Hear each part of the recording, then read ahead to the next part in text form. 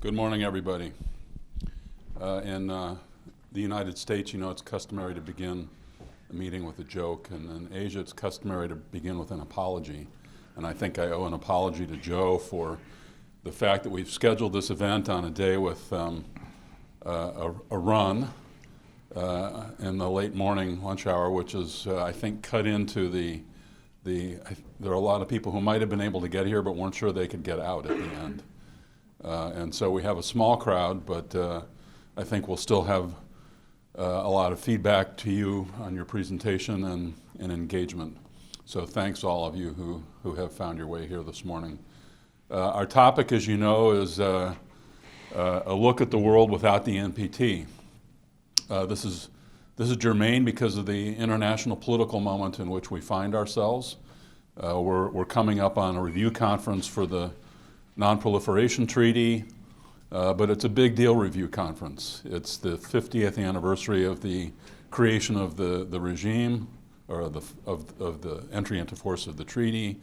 It's the 25th year since the 25th year review conference in which a decision had to be taken about whether and how to extend the treaty. And of course, this comes at a time of the rising pursuit of the Treaty on the Prohibition of Nuclear Weapons, and a seeming falling out over the requirements of international order, the liberal international order, the U.S. world role, et cetera, the list of problems and challenges for nuclear order and for the nuclear non-proliferation regime seems to just grow longer and longer. But then again, it always does. And it seems to me that every review conference generates a discussion about how long the treaty is going to last. But this time there are a lot of storm clouds. And it compels us to think more clearly about what it would actually mean for the NPT to collapse and for us to move into a different kind of world. What would that world look like?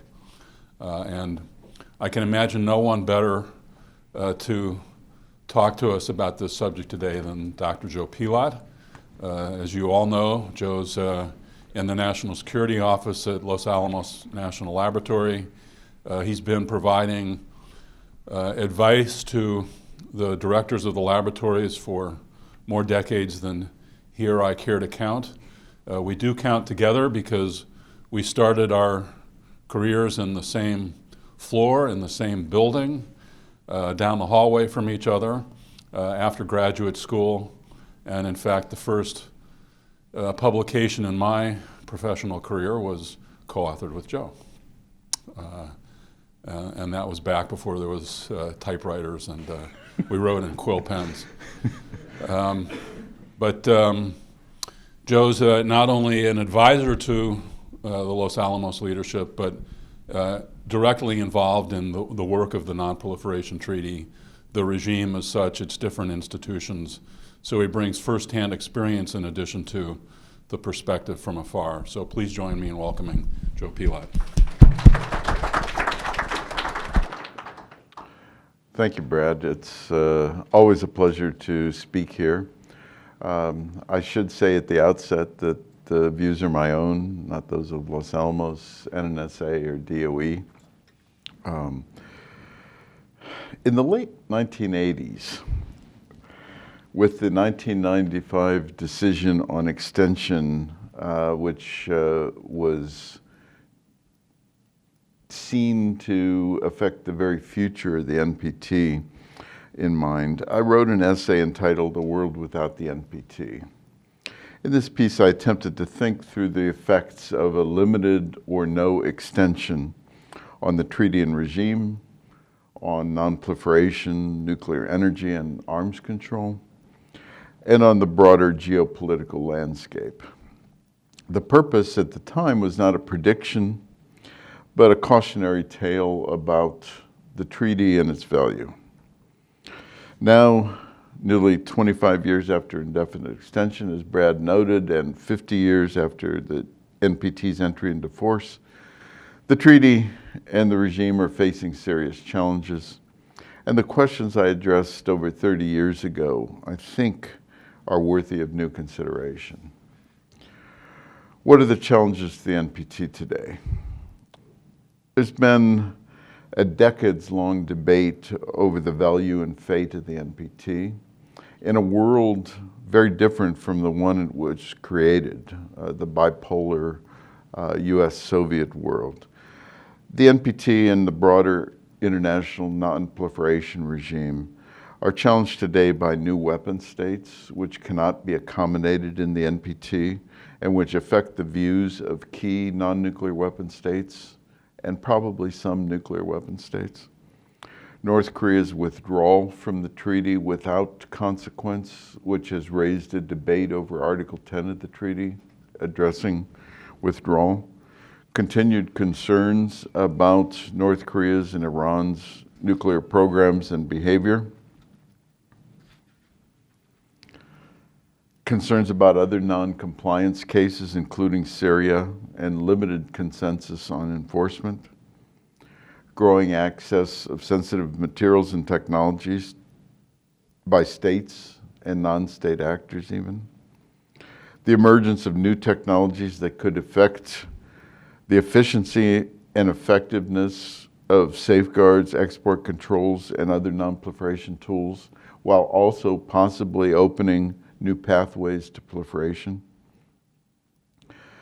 The tensions between reemerging commercial interest in the nuclear fuel cycle and an intensified debate over Article 4 of the NPT, which provides for peaceful cooperation in nuclear energy, and the increasingly contentious and bitter Article 6 debate involving frustrations over the programs and policies of the United States and the other established nuclear weapon states in the NPT. The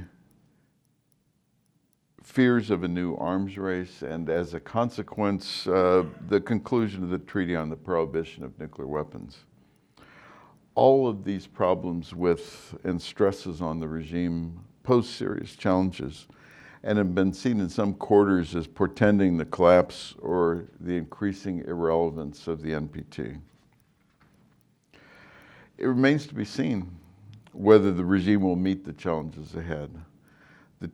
It is changing. As it has in the past, the regime is evolving as threats and expectations among the parties have changed.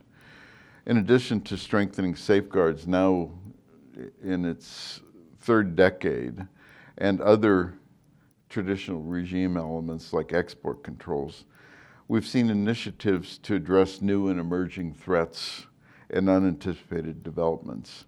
From the end of the Cold War to the rise of terrorism, there have been especially prominent activities in the last 25 years to address threat reduction, detection, and interdiction, including the Proliferation Security Initiative, Global Initiative to Combat Nuclear Terrorism, and the UN Security Council Resolution 1540.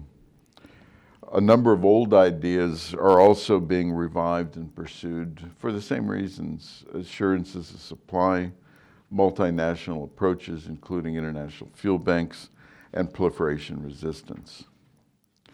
Not all of these initiatives have been realized, and quite frankly, none has altered the widely held perception that the NPT is threatened. It's extremely difficult, but not impossible, to imagine a catastrophic failure of the NPT. However, developments that diminish the authority, the legitimacy, and the effectiveness of the treaty are far more plausible, and one, I think, could argue that they've already begun. As in the 1980s, without predicting the worst, which is certainly not the most likely outcome, I want to explore the contours of a world in which the NPT is no longer in force or no longer effective. Such speculations are justified in my mind in part because it's frequently argued that interest in non-proliferation would survive the NPT, that IAEA safeguards would continue seamlessly to be applied, that export controls would be unchanged, and the broader global nuclear landscape would not fundamentally change. This view assumes a homogeneity and strength of interest that is not obvious in the current debate over the NPT, and that would be belied by the treaty's collapse. It also assumes less than full realization of how much the regime and all of its elements have been based on or tied to the NPT over the last 50 years. The non-proliferation norm would likely erode with the NPT. The perception of non-proliferation has changed profoundly during the nuclear age. At its beginnings, it was expected that nuclear weapons would be pursued by a large number of states, as Eisenhower warned at the time of the Atoms for Peace speech, perhaps all states, and that proliferation could possibly be inhibited but unlikely prevented. The sense began to change and the concerns began to grow after the Cuban Missile Crisis and the Chinese nuclear test. But it was a subsequent conclusion and entry into force of the NPT that really altered the landscape. It's undoubtedly true that the early years of the treaty were precarious, with limited membership and fundamental challenges posed by a surge in civil nuclear power programs that threatened to overwhelm the emerging treaty, and hitting right at the heart of its bargain, the so-called Indian peaceful nuclear explosion. The treaty and the incipient non-proliferation norm might have been lost at that time. However, the treaty survived and became the most widespread arms control agreement in history. As the NPT's authority grew, it both reflected and furthered non-proliferation as a globally respected principle and reinforced decisions of the vast majority of states to forego nuclear weaponry. In this manner, it has affected the attitudes of NPT states and non-NPT states alike. A collapse of the NPT would not immediately or necessarily be followed by the decline of the non-proliferation norm. In fact, we might expect that publicly voiced support for non-proliferation would be greater in the event of the treaty's decline or demise, at least for a time. But the power of the non-proliferation principle has depended to a large part on its practical service to security, with no evident and certainly no adequate means of affecting the reality or perceptions of security for states. Non-proliferation would no doubt begin more and more to be seen to fade as an important and consequential practical pursuit. In similar fashion, the primary organizational structure in support of the treaty's objectives, the International Atomic Energy Agency, would not inevitably or immediately decline. A pillar of the non-proliferation regime, the IAEA, was established long before the NPT was negotiated and entered into force. The agency has commanded considerable authority in its own right. Consequently, although the treaty and the IAEA are now intimately entwined on virtually all issues, it can rightly be assumed that the agency will continue to have credibility, respect, and support, and remain in existence if the NPT should fail. All the agency's missions, and especially agency safeguards activities, however, would certainly be adversely affected by the loss of the NPT, as they depend on the authority of the NPT as well as the credibility of the agency.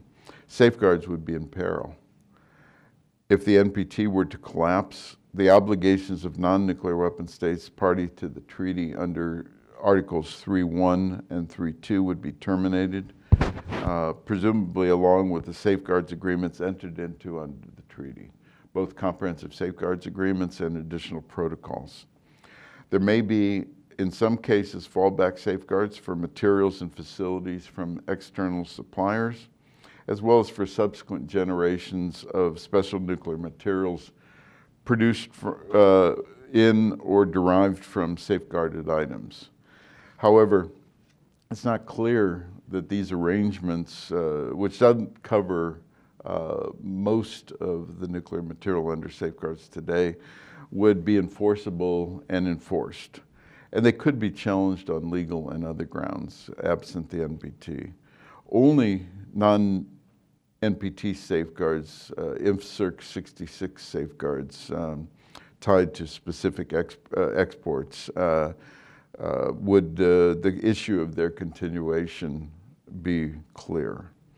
The impact of decline of the treaty would not be as stark, but it would no doubt undermine the authority of and confidence in safeguards as well. It's not clear that states would be willing to endow any post-NPT safeguards with the role and importance they now have, because these technical, political, legal creations would be burdened with the absence of the NPT's rights and obligations. Any efforts to buttress IAEA safeguards in this situation would likely be less than fully effective. There's little prospect that new bilateral or trilateral safeguards arrangements could fulfill the function that IAEA safeguards backed by the NPT filled. The impact of the loss of the NPT on safeguards is especially fraught at present. The state-level concept, the latest manifestation of a 2 decades-long process to strengthen IAEA safeguards, is being criticized by key states, including Russia today, and would likely falter with the NPT's decline, affecting all of the strengthening efforts of the last 20 years. Any problems with the IAEA and its safeguards would reverberate through other structures of the non-proliferation regime, to which, especially those on which safeguards are critical. All nuclear weapon-free zones would be confronted with difficult challenges and choices if the IAEA safeguards that are central to their verification were not perceived as credible. The erosion of the regime would undoubtedly affect the prospects for nuclear energy globally. Whatever the long-term impact of the Fukushima Daiichi accident on global nuclear power production, and it remains uncertain at best, although I think worsening. Even sustaining current levels or managing a limited expansion of nuclear power production in the future depends on the architecture of the NPT, with its norms and legal administrative controls, especially IAEA safeguards and international standards for nuclear safety and security. Without this framework, traffic in nuclear technology would look very different and be seen as posing higher proliferation and terrorism dangers. The dangers might move some states to reconsider the benefits of nuclear power altogether and effectively cede the marketplace to states with questionable intentions. To the extent this occurred, it would undoubtedly affect the nuclear suppliers group. Along with the NPT, the NSG guidelines reflect such supplier consensus as exists.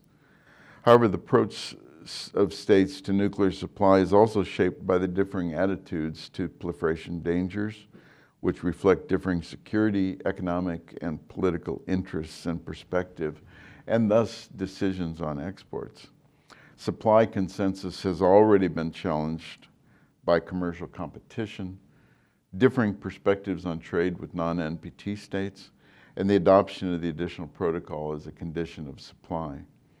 Moreover, as we've seen in the debate over Iran over the last decades, questions of nuclear supply and of supplier state policy have often appeared at the forefront of debates over proliferation concerns and non-proliferation policy.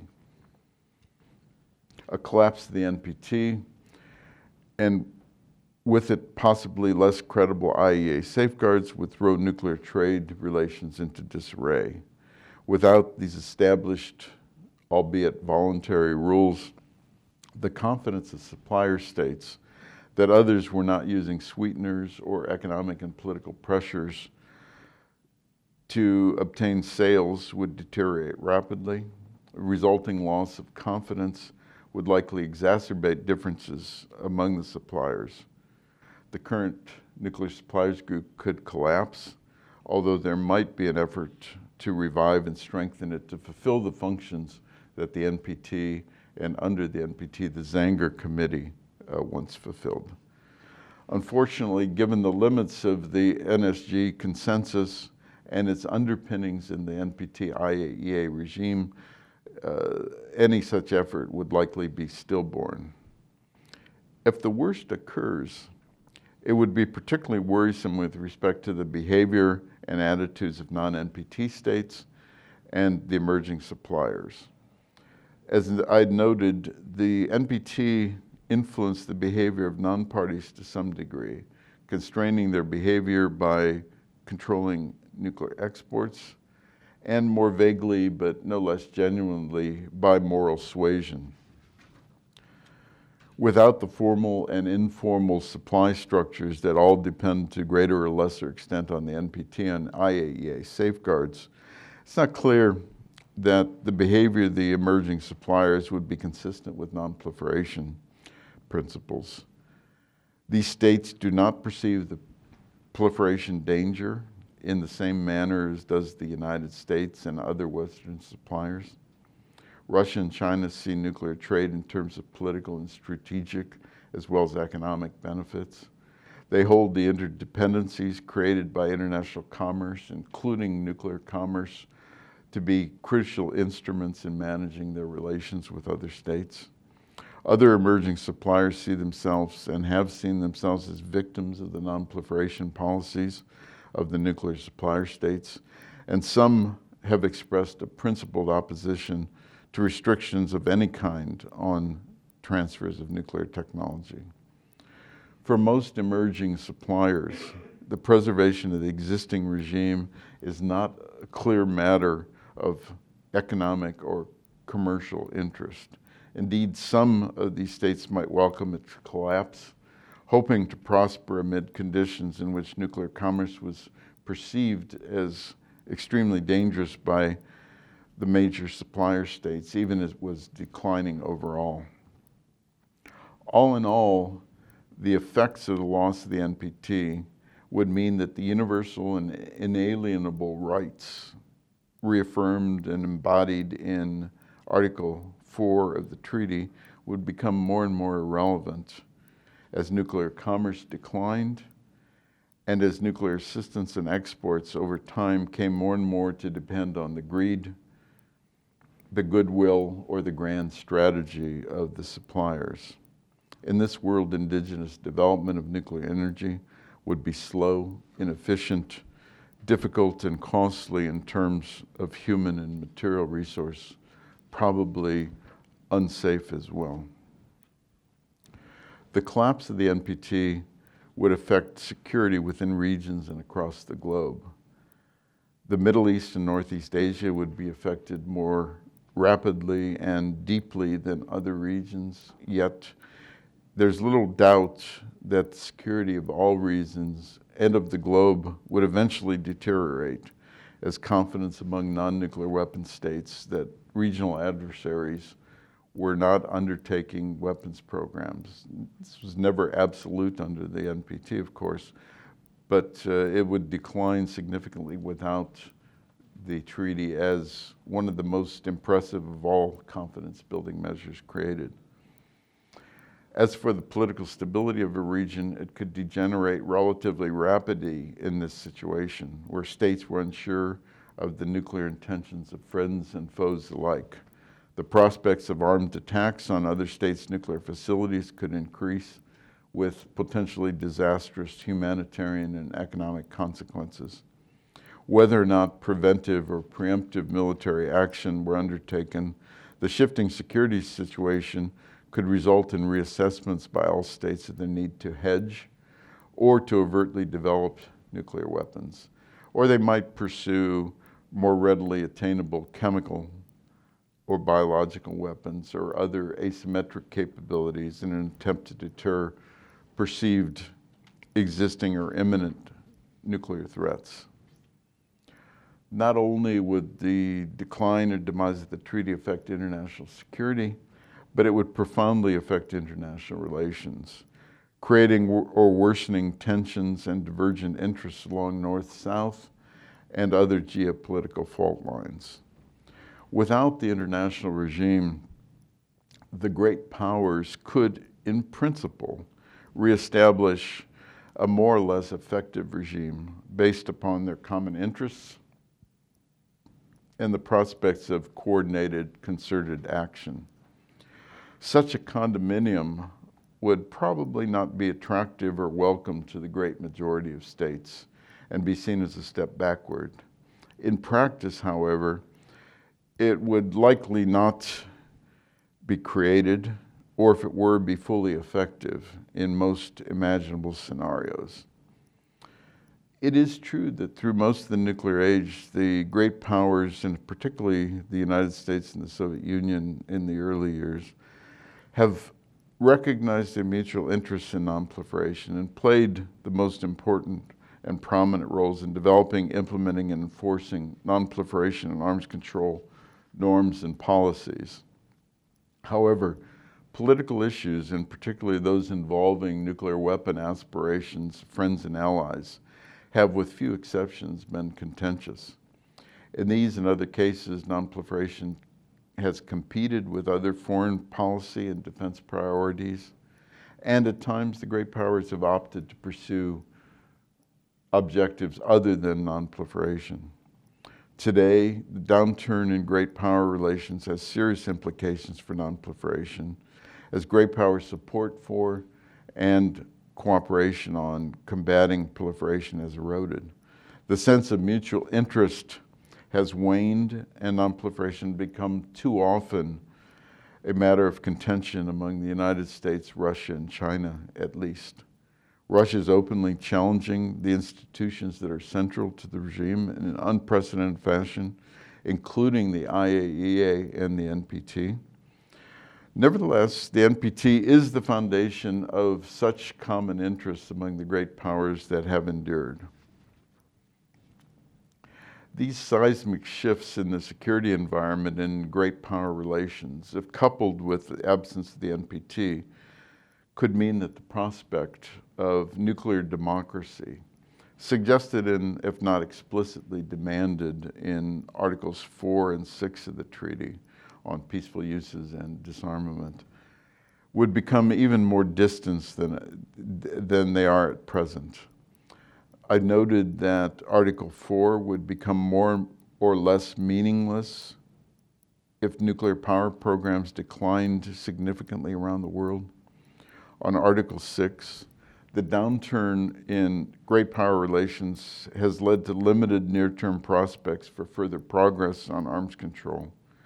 Whatever these prospects now and in the foreseeable future, however, the NPT is the only legally binding instrument, one with near universal membership, that obligates the nuclear powers to pursue disarmament. Moreover, without the NPT, any realistic hopes for future progress on arms control and ultimately on disarmament would be dramatically reduced, even from the unpromising situation today, an idea that was recognized and motivated the Irish resolutions that gave birth to the NPT. The TPNW is not a viable alternative to the NPT in this arena. While the NPT was based on the realities of the 1960s security environment, the TPNW has no appreciation of security interests and no support from nuclear weapon states or states that depend on extended deterrence. As well, it's structurally flawed with vague and regressive verification provisions, among other problems. I concluded in the 1980s, and would argue again today, that the world we've experienced since the NPT entered into force in 1970 has not been the best of all possible worlds. A world without the NPT probably would not be the worst of all possible worlds. However, at a time the NPT is facing serious challenges, the collapse or erosion of the treaty again, not the most likely outcomes, would undoubtedly undermine non-proliferation norm, disrupt the framework in which peaceful cooperation on nuclear energy occurs, diminish long-term prospects for further arms reductions and disarmament, and weaken the security of all states alike, whether or not they possess nuclear weapons. Given these possibilities and the stakes involved, it's clear to me that the principal lesson of the 50-year history of the NPT is that the parties to the treaty have held the NPT to be in their national interests and have to date not been prepared to see it destroyed or undermined. This lesson needs to guide parties today and in the future. After 50 years, no matter how great the challenges it faces, the NPT remains indispensable as the centerpiece of the international nuclear order, undergirding the non-proliferation regime, enabling responsible nuclear energy cooperation, and constituting the only treaty commitment of nuclear weapon states to pursue disarmament. Thank you.